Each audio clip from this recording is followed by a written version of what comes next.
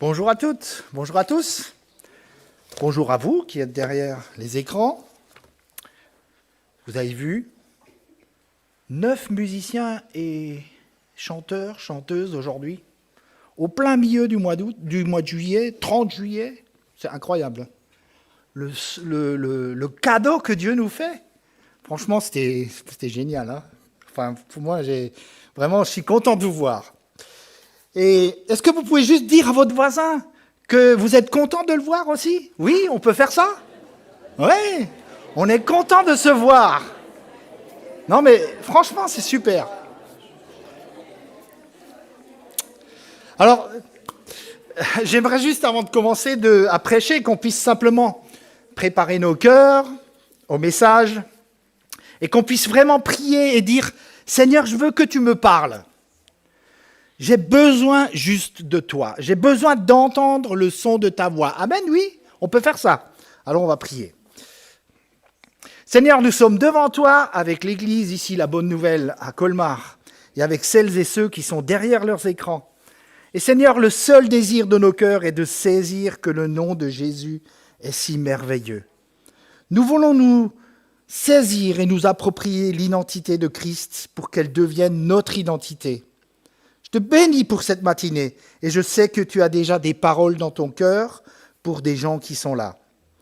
Et nous voulons croire que ce matin, nous allons recevoir de toi parce que tu es un Dieu généreux, parce que tu es un Dieu miséricordieux, tu es un Dieu rempli d'amour et de grâce. Et tu as un message pour ton Église ce matin. Alors Seigneur, nous ne voulons pas passer à côté de là où tu veux nous amener. Nous ne voulons pas passer à côté de cette matinée parce que nous savons que tu es là au milieu de nous. Seigneur, merci pour ta présence et à toi soit toute la gloire dans le nom puissant de Jésus. Amen. Alors, comme vous le savez, j'ai démarré une série de 7 messages sur les 7 signes qui stimulent notre foi et on va continuer ensemble aujourd'hui. Est-ce que vous vous souvenez de ce qu'on a parlé dans le premier message de cette série? L'eau changée en vin. L'eau changée en vin. Et on avait partagé 3 choses.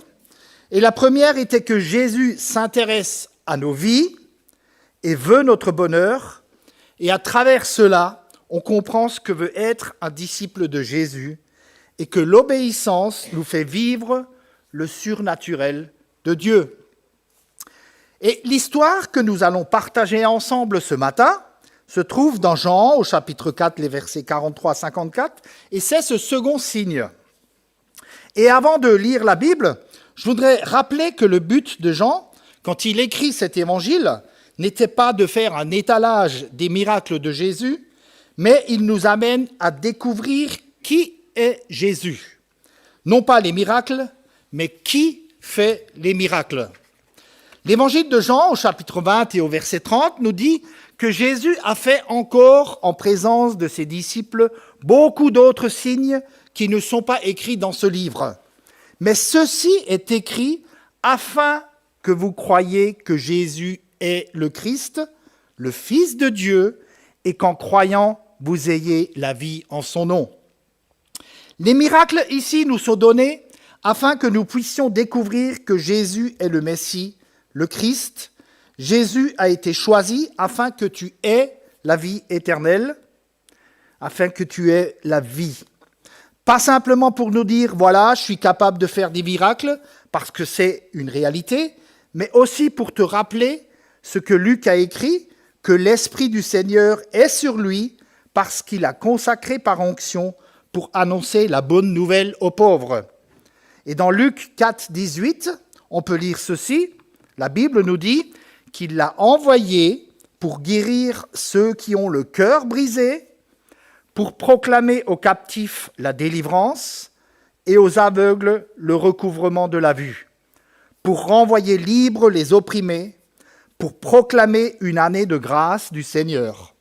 Et puis Luc nous dit ensuite qu'il roula le livre, le rendit au serviteur et s'assit. Et les yeux de tous ceux qui étaient dans la synagogue étaient fixés sur lui. Et alors il se mit à leur dire « Aujourd'hui, cette parole de l'Écriture que vous venez d'entendre est accompli. En réalité, ce que nous comprenons, c'est que la thématique sur laquelle on est en train de parler va nous amener immanquablement à redécouvrir celui qui est loin pour changer ta vie. Et c'est cela que nous allons découvrir ce matin. Ok, vous êtes d'accord avec ça? D'accord. Alors j'ai lu ce texte-là de Jean, chapitre 4, et j'ai réfléchi et médité sur ça. Et je vous raconte rapidement l'histoire. Ça nous parle d'un officier, d'un officier dont le fils est sur le point de mourir. Cet homme va parcourir plus de 7 heures de marche, environ 30 kilomètres, pour aller à la rencontre de Jésus.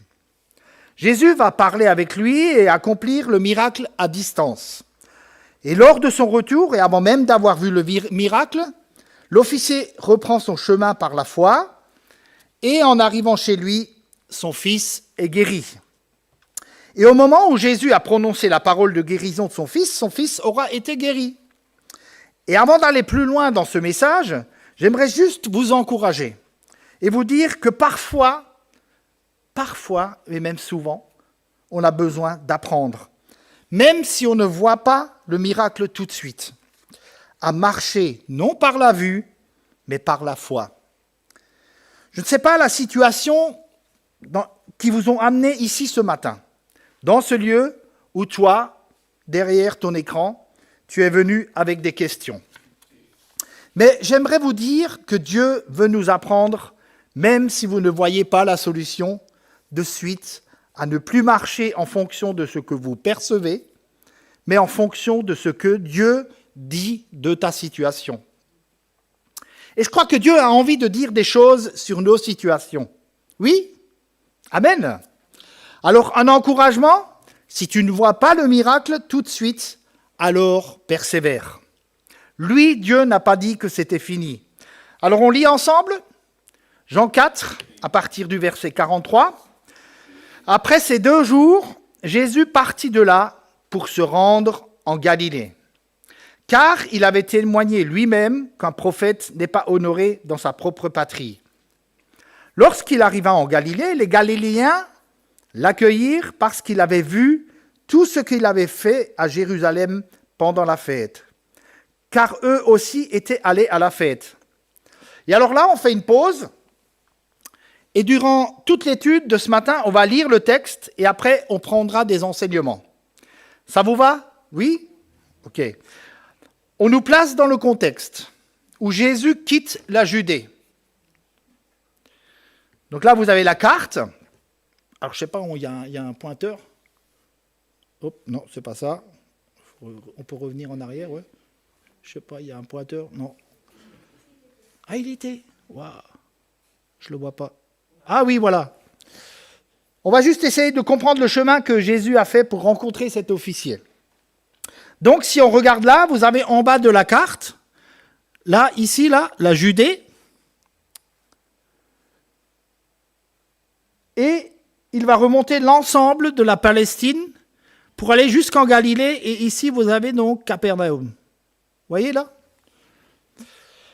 C'est juste au-dessus. Il faut savoir qu'entre Capernaum et Cana, ici, il y a 30 kilomètres.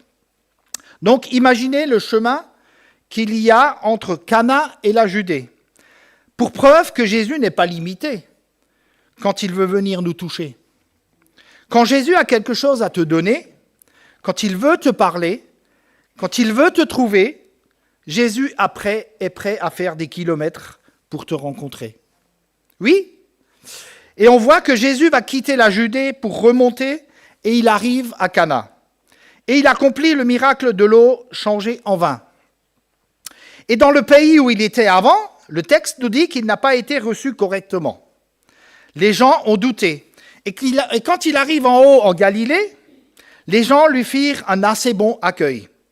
Et quand on lit les commentaires, et ce qui est assez interpellant, c'est que même si on dirait qu'il y a un bon accueil, le problème de cet accueil dépend uniquement des miracles.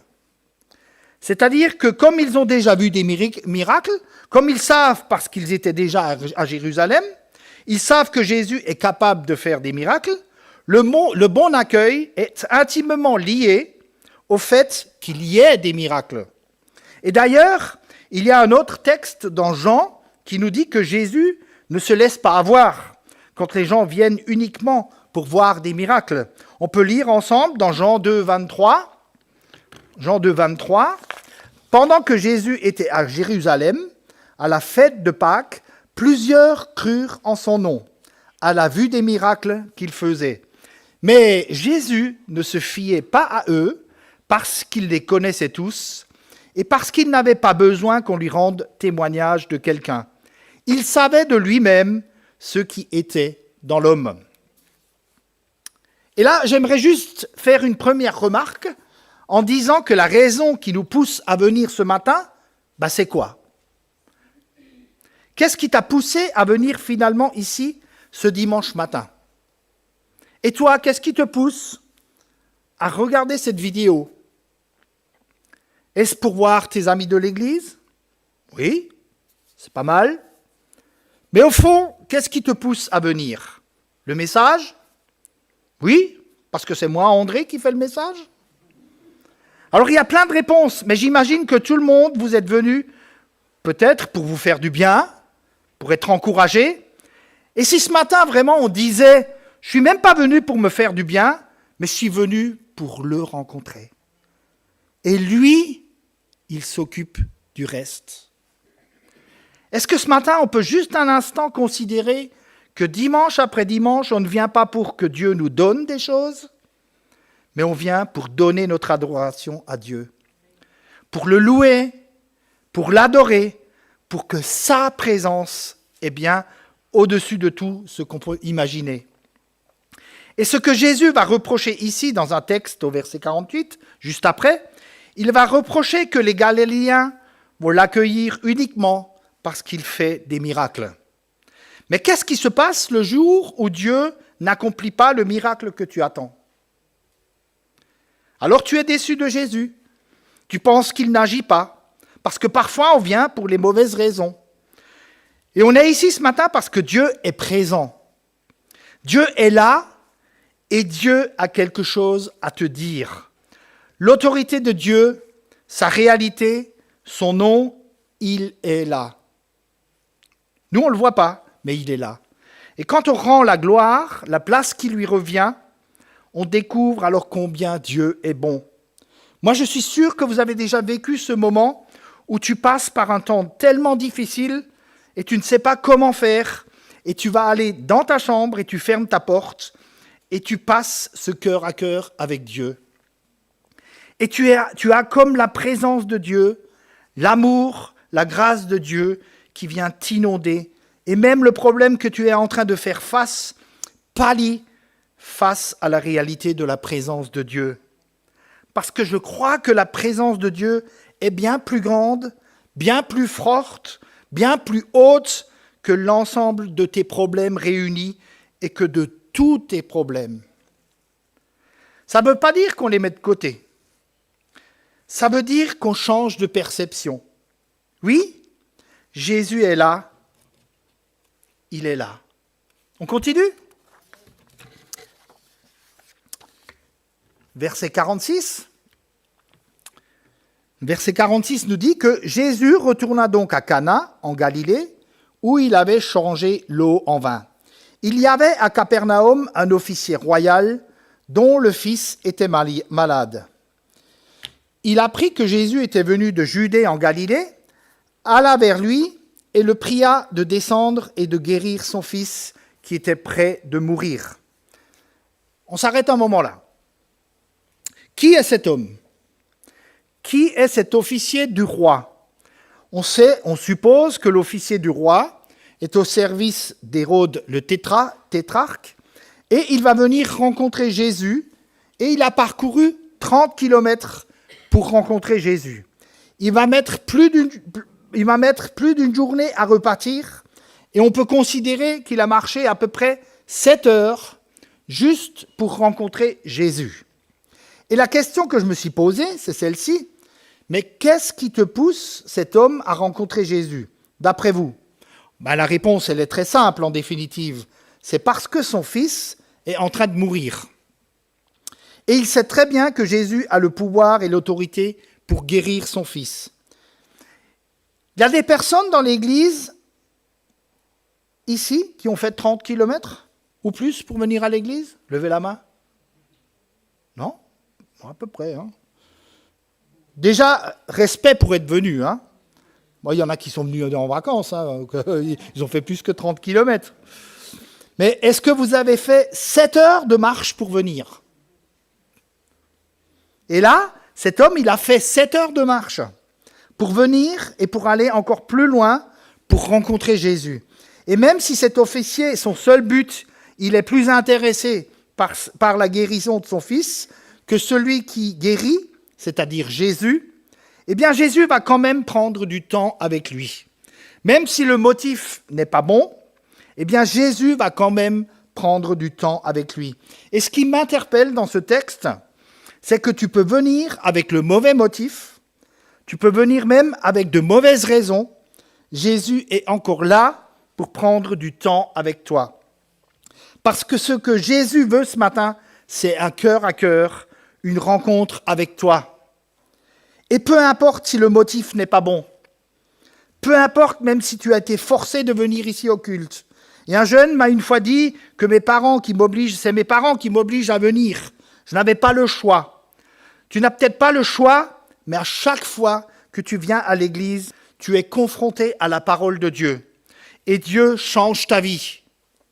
Quand tu es confronté à la parole de Dieu, Dieu change ta vie. Alors comprenons bien que la présence de Dieu est là dans tous les cas. Et quand on est au bénéfice de sa présence, même si tu viens pour le mauvais motif, Dieu attend un cœur à cœur avec toi. Si tu es prêt à entendre sa voix. Marcher par la foi et non par la vue. C'est venir à Jésus tel que tu es. Ça ne sert à rien de porter un masque ou faire des façades. Il y a un grand restaurant que je n'aime pas du tout. Il a un grand M jaune, et je n'ai pas le droit de dire son nom, hein, et il y a une devise qui dit « Venez comme vous êtes ». Et ce qui est intéressant, quand tu viens comme tu es, c'est que tu repars un peu différent. Un peu plus léger au niveau financier et un peu plus gros au niveau du poids. Par contre, quand tu viens comme tu es auprès de Jésus, quand tu t'approches de lui, tu gagnes sa présence, tu gagnes son cœur et il vient transformer ta vie. Il a un cœur à cœur avec toi parce qu'il est là. Il est près de toi. Et je sais que ce matin, il est vraiment là. Dieu est là avec nous. Dieu a pris le temps pour l'être là avec nous. Oui? Oui. Alors même si cet officier vient pour de mauvaises raisons, comme on vient de le lire, dans les commentaires bibliques, je crois que Jésus n'est pas limité aux mauvais motifs. Mais Jésus voit simplement la foi de cet homme. Et Jésus, il va être direct. Au verset 48, nous dit, « Si vous ne voyez pas des miracles et des prodiges, vous ne croiriez donc point ?» Et là, j'ai envie de dire, mais Jésus, t'es dur quand même avec cet homme. N'as-tu pas de compassion? Son fils est sur le point de mourir et toi, tu es en train de lui reprocher qu'il est venu peut-être pour la mauvaise raison. Mais je crois que Jésus va beaucoup plus loin que ça. Jésus est tout simplement en train de dire à l'homme, tu viens pour un miracle, mais moi, je vais te donner plus qu'un miracle. Je vais te donner ma vie.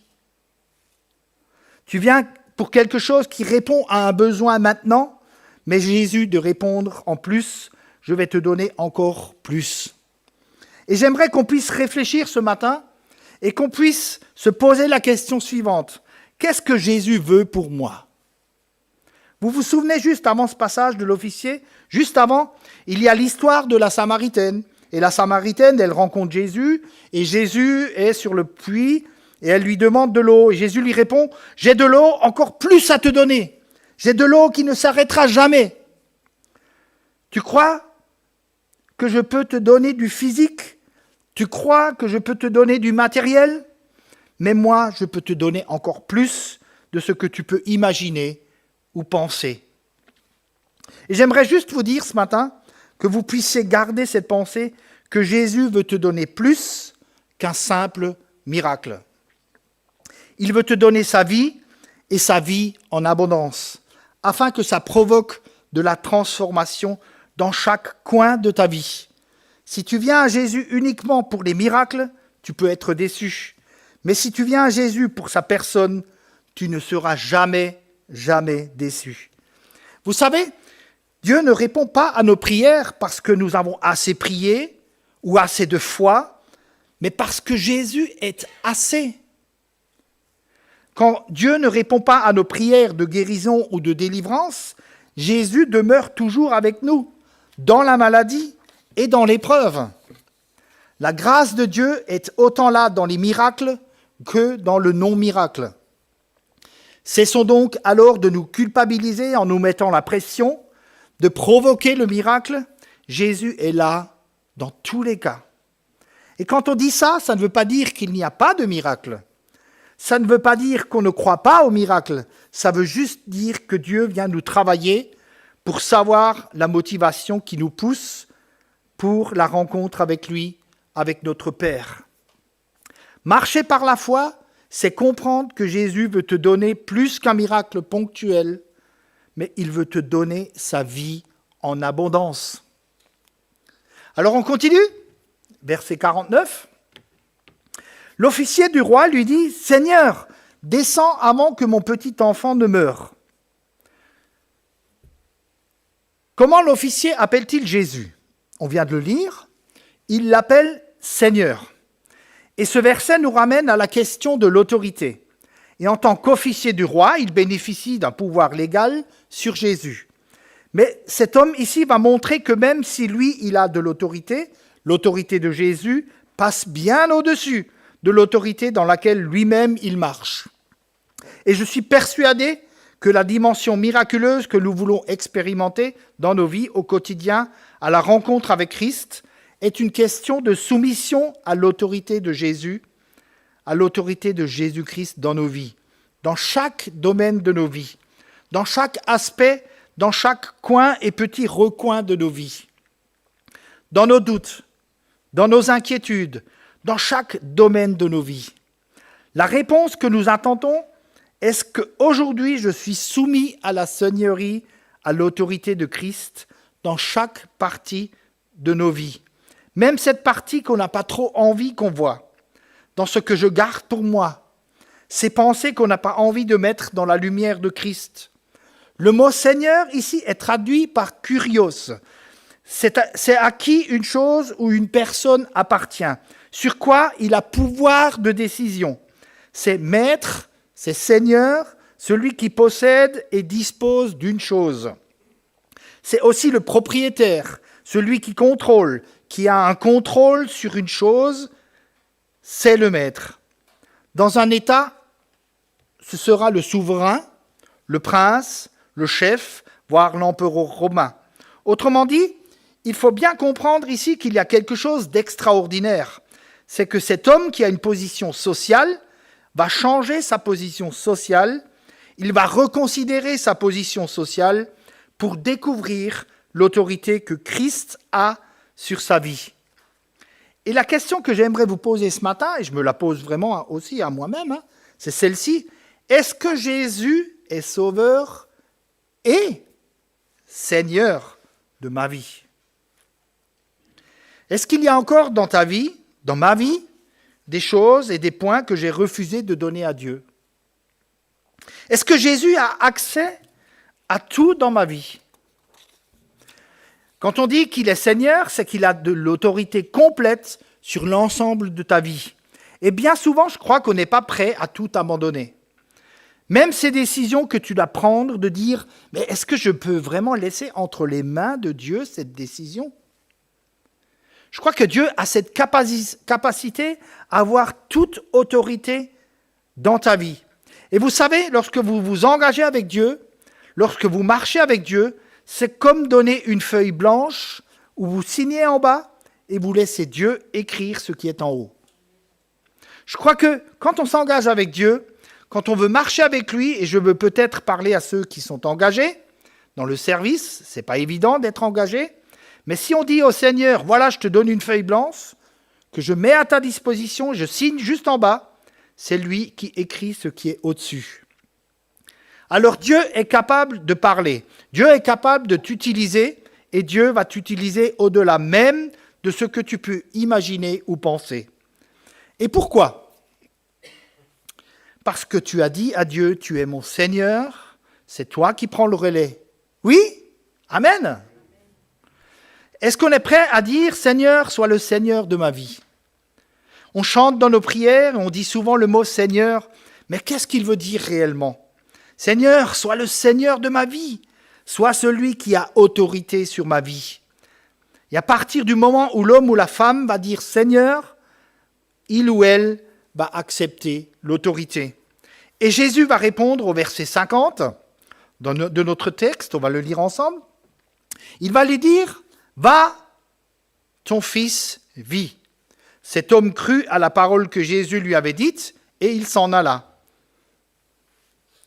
Et alors là, je trouve ça juste extraordinaire. Ça, j'aime beaucoup. Quand Jésus dit, il l'accomplit. Si Jésus parle, il dit et la chose arrive. Et c'est cela qui est extraordinaire, car depuis le début de la création, Jésus a dit les choses et les choses se sont réalisées. Et de la même manière, la parole nous dit que Jésus dit quelque chose sur notre vie, ça s'accomplit. La puissance des paroles de Jésus. Et j'ai envie de dire, Seigneur, parle sur ma vie. Dans ma situation, viens me dire ce que tu veux me dire. Non pas ce que j'ai envie d'entendre, mais ce que toi, tu veux me dire. Jean Calvet disait, cet homme prend Jésus au mot. Voilà comment nous devrions recevoir la parole de Dieu. Prions-le afin qu'il touche nos cœurs et que nous croyions ce qu'il nous promet. Je ne sais pas comment vous vivez votre vie, mais parfois quand les temps sont longs et on a du mal à continuer à croire que la parole de Dieu est toujours la même. Tu es toujours et encore dans la même situation et tu te dis, mais jusqu'où ça va aller ? Et tu as du mal à saisir et à croire que la parole de Dieu, c'est la même. Mais Jésus nous dit, je suis le même hier, aujourd'hui et éternellement. Ce qu'il a dit, il l'accomplit. Et on a besoin de l'entendre ça ce matin. Dans ta situation, Jésus te dit et il te le redit. Quand je dis une phrase, quand je dis quelque chose, je l'accomplis. Parce que c'est dans sa nature, il est fidèle. Alors même moi, je me suis tout de même posé une question là. Jésus lui dit, va, ton fils vit. Combien de temps il faut pour rentrer ? On a compté à peu près 7 heures de marche. Honnêtement, pendant 7 heures, qu'est-ce qui s'est passé dans la tête de cet homme ? Moi, je ne sais pas, mais ça a dû être long. Tu imagines, déjà, tu pars sur la parole d'un homme et tu te dis, oui, ok, tu as reconnu son autorité, d'accord, mais là, tu vas marcher pendant 7 heures. Mais pendant 7 heures, qu'est-ce qui se passe ? Pendant 7 heures, qu'est-ce qui va se passer dans sa tête ? Et à cette époque-là, il n'y avait pas de téléphone portable, pour joindre ceux qui étaient restés avec son fils, pour prendre des nouvelles. Et ça me rappelle où Dieu te donne des paroles et il y a le temps de l'accomplissement de ces paroles. Et qu'est-ce que nous faisons de ce temps-là ? Mais je crois que même si le texte ne nous le dit pas, on sait justement que cet homme est reparti et il a marché, il a continué. Et peut-être c'est un message pour toi ce matin. Tu as reçu une parole, mais ça tarde. Alors marche quand même. Marche par la foi. Marche en fonction des paroles que Dieu t'a données. Ne marche pas en fonction des circonstances ou en fonction du temps que tu vois passer. Marche parce que Dieu t'a dit de marcher. Oui, oui. Marcher par la foi, c'est croire que la parole de Jésus s'accomplit toujours. Juste pas dans le même temps que nous. Est-ce que ça veut dire... Est-ce qu'on peut dire amen à cela ? Oui, on peut dire amen à cela. 7 heures de marche. Moi, j'imagine que dans sa tête, ça a dû tourner dans tous les sens. Ce qui a dû résonner dans sa tête, c'est « Va, ton fils vit ». Il est venu pour rencontrer Jésus et Jésus lui donne une parole, son fils est vivant. Alors on continue au verset 51. Comme déjà il descendait, ses serviteurs le rencontrèrent et lui dirent que son enfant était en vie. Ce verset nous amène sur la façon dont Dieu a cette capacité à nous rassurer dans une période de doute. Est-ce que ça vous est déjà arrivé d'avoir sur votre chemin des personnes, alors que vous êtes dans le doute et dans l'inquiétude, qui viennent te donner une parole, un encouragement, une parole de foi, qui vient te confirmer une parole que tu as reçue de Jésus? Ça vous est déjà arrivé? Oui? Non? Personne ne lève la main? Comme si Dieu place sur ton chemin des personnes qui vont te booster, qui vont t'encourager, avant que tu vois vraiment le miracle. Je crois que c'est le rôle de l'Église, en fait, d'être des encourageurs, de nous encourager les uns les autres, de s'accrocher. Moi, je me souviens à une époque où nous sommes souvent allés en vacances dans un centre chrétien, en Haute-Savoie, à la Villa Emmanuel. Alors aujourd'hui, cette maison est en pleine reconstruction pour y faire un endroit pour des personnes âgées, mais ils souhaitent néanmoins continuer à accueillir des personnes pour les vacances. Il y a maintenant plus de 3 ans, le directeur de cette villa, qui s'appelait Marc Foriot, est décédé suite à un AVC. Il est décédé tout au début de la crise sanitaire en 2020. Et cet homme était quelqu'un d'exceptionnel, un chrétien. Wow. Et lors de nos séjours là-bas, j'avais parfois des discussions avec lui en privé. C'était un chrétien exemplaire. Il s'est dévoué corps et âme pour faire fonctionner le centre de vacances. C'était un homme très, très occupé. Mais lorsqu'on allait lui parler, il avait toujours une oreille attentive à ce qu'on lui disait. Et bien souvent, je lui parlais de ma vie en famille ou au travail. Et bien sûr, les problèmes auxquels j'avais à faire face. Lui, il avait toujours une parole encourageante à me donner. Il me disait souvent, « Oh, tu sais, André, le Seigneur, il sait. Il sait. Il sait tout. Toi, tu t'agites, tu te fais des soucis pour ci, pour ça, mais lui, il sait. Si tu souffres en ce moment, c'est pour t'apprendre quelque chose parce qu'il t'aime. » Ce sont des paroles qui sont allées droit dans mon cœur. Et je n'oublierai jamais Marc, qui à chaque fois avait eu une parole pour moi. Je considère que Dieu a mis sur ma route cette personne pour m'encourager et me remonter le moral. Quand je pense à lui, je suis ému. À chaque fois, il me disait, fais confiance à ta relation avec Dieu. Il me disait, tu sais, pendant l'année où vous n'êtes pas à la villa, je pense à toi et à ta famille et je prie régulièrement pour vous. Je ne vous oublie pas. Et la dernière fois que nous étions là-bas en vacances, lorsque nous étions sur le point de repartir et que nous nous saluons pour nous dire au revoir, Marc m'a pris dans ses bras et m'a fait un très gros câlin. C'était quelqu'un qui n'était pas très expressif au niveau geste physique. Je ne l'ai pas vu beaucoup prendre quelqu'un par le bras au-dessus de l'épaule, mais là, c'était vraiment exceptionnel. Il m'a fait un câlin et m'a donné un baiser sur ma joue. Il n'a jamais fait ça avec moi auparavant. Ce geste qu'il a fait, c'est comme s'il sentait qu'on n'allait plus se revoir. En tout cas, c'est comme ça que je l'ai interprété.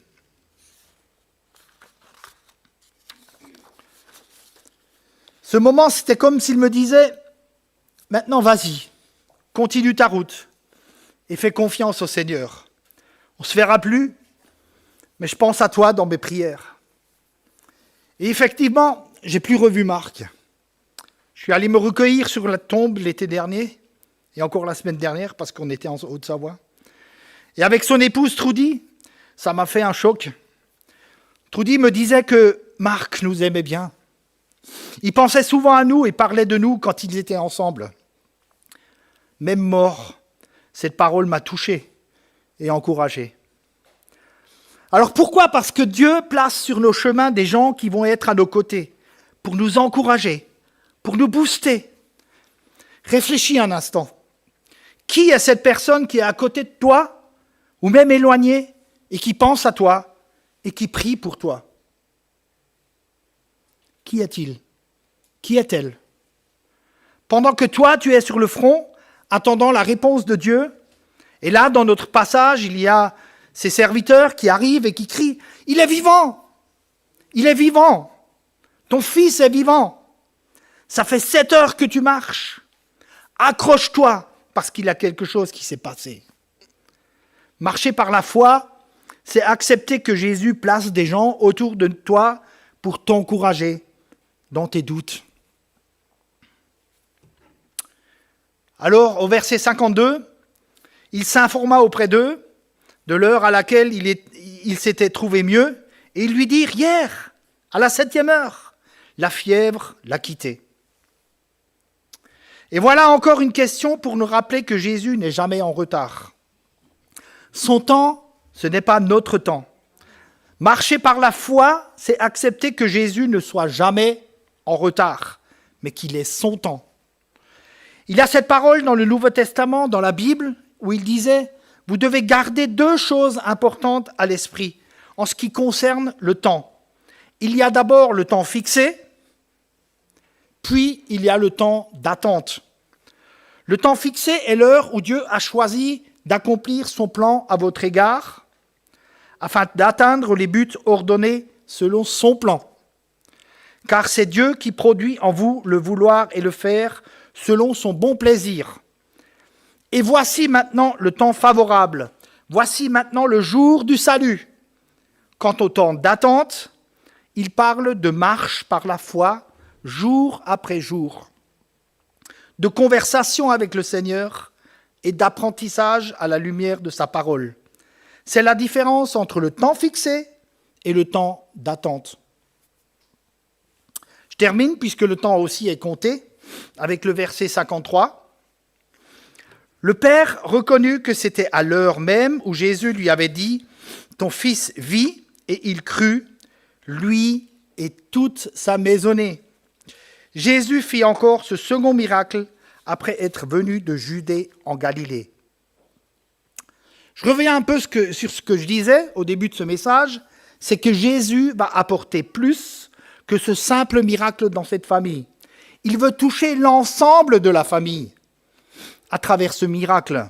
Il veut que ça s'étende. Il veut que la foi de cet homme devienne une bénédiction pour ceux de sa famille. Il veut qu'il y ait encore plus de personnes qui soient touchées. Et j'aimerais vraiment t'encourager ce matin. Dieu est capable de faire un miracle sur ta vie pour que ça te serve à toi, mais aussi à ceux qui sont autour de toi. Afin que tu commences à être une bénédiction pour ta famille, Dieu est capable de faire le miracle encore aujourd'hui. Dieu agit. Marcher par la foi, c'est comprendre que ta foi peut devenir une source de bénédiction pour tous ceux qui sont autour de toi. Est-ce qu'il y a des personnes ici qui ont vécu récemment des miracles ou des changements dans leur vie? Je ne sais pas, est-ce que je peux voir quelques mains qui ont vécu ça dernièrement? Il n'y en a pas? Si, voilà, il y en a quelques-uns. Quelque chose s'est passé dans ta vie. Il y en a quelques-uns. Alors ceux qui n'ont pas levé la main, vous devriez, après le culte, à la sortie, aller voir ceux qui ont levé la main pour aller leur demander « Mais qu'est-ce qui s'est passé dans ta vie ?» Pour comprendre vraiment, pour être encouragé par le Seigneur au travers de ces personnes qui ont vécu un miracle ou une expérience avec Jésus. Oui? Non? Vous n'osez pas leur demander? Si vous n'osez pas, vous allez passer à côté d'un encouragement ou d'une parole qui pourrait vous redonner du peps. Alors je ne vous embête pas de trop, je ne vous embête pas de trop, mais quand même, allez les voir. Il y a eu quelque chose. Je voudrais juste arriver à la conclusion de mon message. Le second miracle de Jean nous amène à pas mal de réflexions, et je veux les rappeler rapidement. Premièrement, rappelle-toi et pose-toi la question, pourquoi tu viens? Deuxièmement, est-ce que tu es prêt à ce que Jésus soit le Seigneur de ta vie? Et puis troisièmement, est-ce que tu es prêt à ce que Jésus te dise une parole et que tu marches par la foi? Est-ce que tu es prêt à ce que ton miracle commence à bénir et à toucher les gens autour de toi? C'est ça comme enseignement, parmi d'autres encore. Et puis je termine avec cette dernière citation. Le miracle n'est pas causé par ta puissance ou ta piété. Si Dieu n'exauce pas, ce n'est pas à cause de ton manque de puissance ou de piété, mais dans tous les cas, Dieu te dit encore aujourd'hui, ma grâce te suffit. Ma grâce te suffit. Je crois que ce message est pour t'encourager à marcher non par la vue, mais par la foi. On peut prier ensemble, on va se lever, on prie ensemble un instant.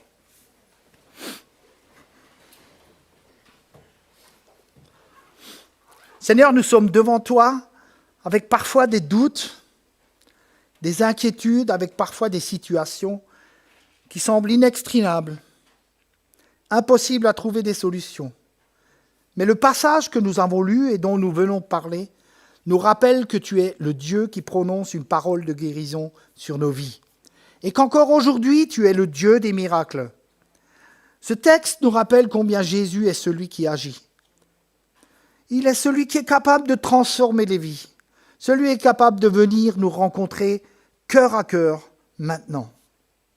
Seigneur, ma prière, c'est que tous ceux qui sont comme cet officier, qui est venu à toi pour crier à toi en disant « Mon fils est en train de mourir », qui viennent avec leur situation et qui viennent avec leurs doutes, leurs inquiétudes, puissent découvrir plus que simplement celui qui fait des miracles.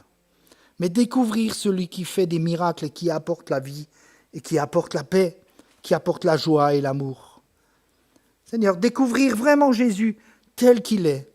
Seigneur, je te remercie parce qu'encore ce matin, tu es le Dieu qui agit dans nos vies et qui n'a pas dit que c'était fini, qui n'a pas dit que les situations sont trop difficiles.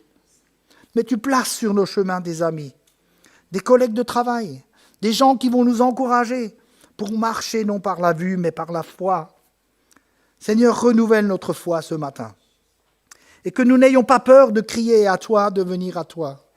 Parce que tu es le Dieu qui prend du temps et qui t'arrête sur notre chemin. Merci parce que les promesses que tu as faites à l'un et à l'autre, elles sont oui et amen. Et elles se vérifient parce qu'elles sont dans ta parole. Seigneur, je te bénis encore de ce que ce matin, tu es là au milieu de nous. Tu es le Dieu des miracles. Merci Père éternel, et à toi, ça toute la gloire, dans le nom puissant de Jésus. Amen.